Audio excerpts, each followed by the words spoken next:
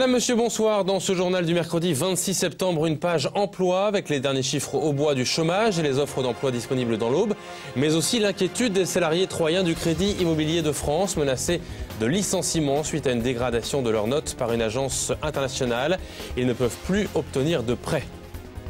Le feuilleton Sodimédical avec une nouvelle attente. Ce matin, la Cour d'appel de Reims a mis sa décision délibérée pour valider ou non la liquidation. En attendant, les soutiens se mobilisent pour une soirée solidaire vendredi soir à la Chapelle Saint-Luc. C'est peut-être un détail, mais il change tout. Un ébéniste au bois vient de réaliser une série de visières pour casquettes en bois. Innovation auboise qu'il espère offrir à un marché plein d'avenir. Zoom sur ce nouveau look branché, ébène ou acajou à la fin de ce journal. Alors que la France a passé officiellement le cap des 3 millions de chômeurs, aujourd'hui, l'Aube continue, elle aussi, de voir son nombre de demandeurs d'emploi augmenter après une légère baisse en juillet. Ainsi, ils étaient 15 833 à être inscrits au Pôle emploi fin août dans le département, selon les chiffres publiés ce soir par le ministère du Travail. Une hausse mensuelle importante de 2% qui confirme la morosité ambiante sur le plan économique. Dans la région, on note que l'Aube et la Marne, avec 3,6% de chômeurs en plus, sont les mauvais élèves. La moyenne champardonnaise s'établit à 2,1%. La hausse nationale du chômage, elle, est de 0,8% pour le mois d'août. Alors actuellement, 1287 offres d'emploi sont disponibles dans l'Aube, au Pôle emploi, dont 227 offres en alternance dans les emplois tertiaires. Les entreprises auboises recherchent des conseillers en assurance et des conseillers commerciaux auprès des entreprises, mais aussi des techniciens de maintenance industrielle. Notez qu'un forum emploi, formation, alternance est organisé le 10 octobre dans l'après-midi au Stade de l'Aube à Troyes avec près de 70 entreprises présentes. Plus d'informations au 39 49 pour contacter le Pôle emploi. À Troyes, 5 salariés du Crédit Immobilier de France, justement, craignent de devoir, eux aussi, compter bientôt parmi les demandeurs d'emploi. Les 5 salariés de la seule agence du département sont en effet sous la menace d'un licenciement suite à une dégradation de l'agence Moody's, agence de notation internationale, au début de l'année. Fin août, la note a été abaissée de 3 crans. Conséquence directe, les 3 commerciaux et les 2 chargés de clientèle n'ont presque plus de travail, même si l'État a apporté une garantie financière. Les conditions sont rudes, ils doivent traiter uniquement les prêts courants, mais ne peuvent plus en octroyer. Écoutez les précisions de l'une des salariées troyennes au micro de Martial Roche. Depuis que la société Moody's, la société américaine, nous a dégradé de 4 points. De ce fait, on ne peut plus se refinancer sur les marchés, on ne peut plus emprunter d'argent. Et donc de ce fait, on ne fait plus de dossiers. On a des critères maintenant très restrictifs, donc on ne peut plus prêter aux gens. Donc les gens ne peuvent plus acheter leur maison avec nous. Pour le moment, on ne sait pas. On espère qu'un repreneur va s'intéresser à nous. Parce que sinon, ça sera l'extinction certainement du Crédit Immobilier de France. Et donc 2500 salariés au niveau national qui seront certainement au chômage. Pour l'instant, on n'en sait pas plus. Tout ce qu'on sait, c'est qu'on fait des manifestations partout en France. Tous les crédits immobiliers de France manifestent leur mécontentement et on espère qu'il y aura une issue favorable pour nous tous. Et toujours à propos d'emploi, une fois de plus, la patience des Sodimédical est mise à l'épreuve. Les 52 salariés de Plancy-l'Abbaye étaient ce matin à Reims pour tenter d'obtenir la suspension de la liquidation judiciaire de leur usine prononcée il y a une semaine par le tribunal de commerce de Troyes. La Cour d'appel de Reims ne donnera son délibéré que vendredi à 11 h. Si la Cour valide la décision du tribunal de commerce, eh bien la liquidation deviendra irréversible. C'est justement pour soutenir les 52 salariés de Plancy dans le maintien de leur emploi et continuer le combat entamé depuis 2 ans maintenant qu'un spectacle solidaire est organisé vendredi à la Chapelle Saint-Luc au centre Didier Bien-Aimé par le collectif qui s'est mis en place autour de ces ouvriers au bois. Une réunion de préparation s'est d'ailleurs tenue hier dans les locaux de Plancy. Objectif, faire rimer bonne humeur avec générosité et entraide. Le bénéfice des entrées sera reversé intégralement au SODI. Le reportage de Christian Vira.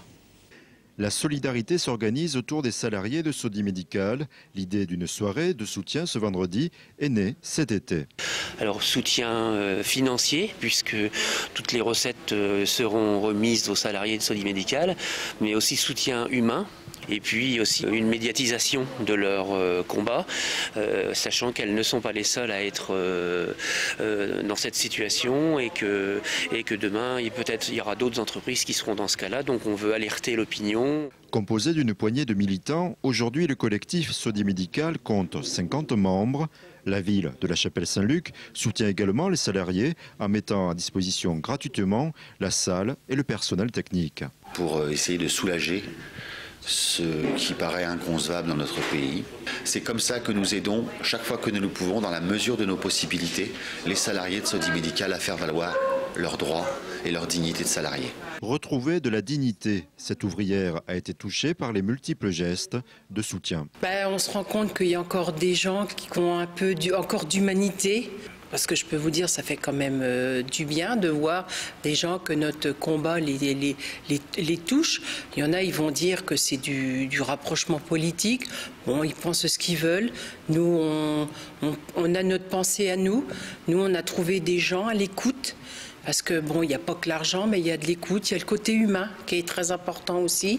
Si 3 groupes musicaux et un humoriste participent à l'événement, à 17h, ce rendez-vous commence par un débat avec l'avocat, un économiste, les syndicats et les partis politiques qui soutiennent les salariés. Pour la tête d'affiche de la soirée, Didier Porte, sympathisant de gauche, l'action doit également se mener à ce niveau. La charité chrétienne, c'est très bien, mais l'humanisme à la Patrick Sébastien, ça c'est bien aussi à la télé samedi soir, mais quand on est un peu sérieux, on sait que ce qu'il y a derrière, c'est de la politique. Alors il faut choisir son camp. Je suis désolé, j'aimerais bien que ça soit l'humain qui prime, mais jusqu'à nouvel ordre, c'est la politique. Didier Porte sera sur scène sans attendre de cacher un retour. Si l'accès à la partie débat est gratuite, l'entrée du spectacle est fixée à 8 €. Et vous l'avez vu, elle commence à 17h cette soirée avec un concert de groupes locaux. Le spectacle de Didier Porte est prévu à 21h30 au centre Bien-Aimé à la Chapelle-Saint-Luc. L'entrée coûte 8 €. Il est attendu chaque année, un peu comme un cadeau de Noël en avance. Le guide Pastime 2013 vient de sortir. Sa particularité est désormais connue. Un guide qui propose à chaque page une réduction commerciale de 10 à 50% sur des restaurants, des commerces et autres salles de sport auboises. Cette année, plusieurs nouveautés sont à noter pour bénéficier de bons plans et en faire profiter d'autres. Arnaud Monin est le gérant de ce guide qui paraît pour la 3e année dans l'Aube. Et Cyril Micard est restaurateur partenaire du guide à Buchères à la Brasserie de l'Horloge. Ils évoquent l'intérêt de ce guide Pastime au micro de Martial Roche. Il y a toujours des changements puisqu'il y a des partenaires qui décident d'arrêter, il y en a d'autres qui arrivent. Là, sur l'édition 2013, on a environ une trentaine de nouveaux partenaires qui se situent plutôt dans la catégorie restaurant et la catégorie commerce. Donc la catégorie restaurant, on a des établissements qui arrivent comme le Golden Tulip, comme Sakura en restaurant japonais, comme l'Entracte, comme le restaurant chinois au-dessus de la galerie Carrefour qui doit s'appeler le Palace d'Asie, je crois. Et puis dans la rubrique commerce, là, il y a pas mal d'entrants également, notamment dans les rubriques de l'habillement et de la beauté, avec des partenaires qui sont vraiment sympas et qui proposent des offres très intéressantes. En fait, pour nous, c'est à la fois de la communication publicitaire et ça permet également de trouver une nouvelle clientèle qui ensuite à nous de faire en sorte qu'on fidélise cette clientèle-là, quoi. Et le guide Pastime 2013 est en vente dès maintenant sur internet, pastime.eu pour se le procurer et coûte 60 €. Pas de réduction en revanche pour l'innovation auboise réalisée par un artisan ébéniste, une visière de casquette en bois précieux. Après avoir vendu son entreprise, cet ébéniste s'est lancé dans ce nouveau concept suite à un changement de vie. Des produits inédits destinés au marché de luxe et de la mode, réalisés en partie chez lui dans son atelier. L'objectif est de coiffer une clientèle plus large possible. Rencontre décoiffante forcément avec Damien Ardois. L'idée est née il y a 3 ans dans l'esprit de cet ébéniste au bois. Faire de la casquette un véritable accessoire de mode, un produit de luxe sur mesure avec une calotte en cuir ou en tissu, avec aussi et surtout une visière en bois amovible et interchangeable. Je porte des casquettes régulièrement et un jour l'idée, il m'a regardé, il m'a dit pourquoi pas une casquette avec une visière en bois. C'est ce qui fait que c'est un produit unique parce que des casquettes avec des visières en plastique ou tissu, on en voit tous les jours. jours. L'entreprise LS Collection a été lancée en début d'année. Un brevet a été déposé. Les jeunes créateurs et leurs sociétés sont encore en période de rodage car il faut se faire connaître des milieux de la mode et du luxe pour réussir à vendre des casquettes allant de 500 à 1000 € l'unité. Le prix de l'artisanat sur mesure avec des bois rares comme l'ébène, le vengué, l'érable ou le merisier. Selon l'essence, la couleur peut vraiment varier. Et là, les gens essaient de voir ce qui leur plaît par rapport aux fibres, par rapport au dessin du bois et choisissent une matière qui leur convient complètement. Les visières, il a fallu que je m'inspire déjà d'une casquette toute faite. J'ai arraché la visière, j'ai regardé comment c'était fait. Et puis je me suis fait un petit modèle en bois, voir si c'était déjà réalisable. Être sûr aussi que ça ne travaille pas au fil du temps. La calotte en tissu, en cuir de chevreuil ou en peau de serpent est sous-traitée par un spécialiste du haut de gamme. Même s'il n'en est encore qu'à ses prémices, le concept de ces casquettes en bois semble séduire. Le couple en tout cas croit en son projet. Une 50aine de casquettes a déjà été vendue. Il en faudrait une 20aine par mois pour assurer l'avenir financier de LS Collection. Nous savons très bien que la casquette revient à la mode énormément, notamment cette année. L'année 2013, nous avons des vues sur les casquettes qui va vraiment coiffer beaucoup de gens. Nous avons rencontré des gens de la mode, des grands magazines qui nous ont confirmé que ce produit pouvait vraiment plaire. Voilà, l'idée était un petit peu rigolote au départ, on va dire. Et puis total, je me suis dit, mais bon sang, il y a peut-être quand même quelque chose à faire avec ça. C'est un défi, complètement. Oui, dans une chose qu'on ne connaît pas, c'est passionnant. C'est passionnant, très très grosse prise de risque, mais qui en vaut le coup, je pense. Pour continuer à promouvoir ses casquettes, à faire connaître son produit et à le vendre, la jeune marque compte sur la présence lors de salons spécialisés, mais aussi sur Internet. Le site qui n'est que vitrine aujourd'hui va devenir marchand dans les semaines à venir.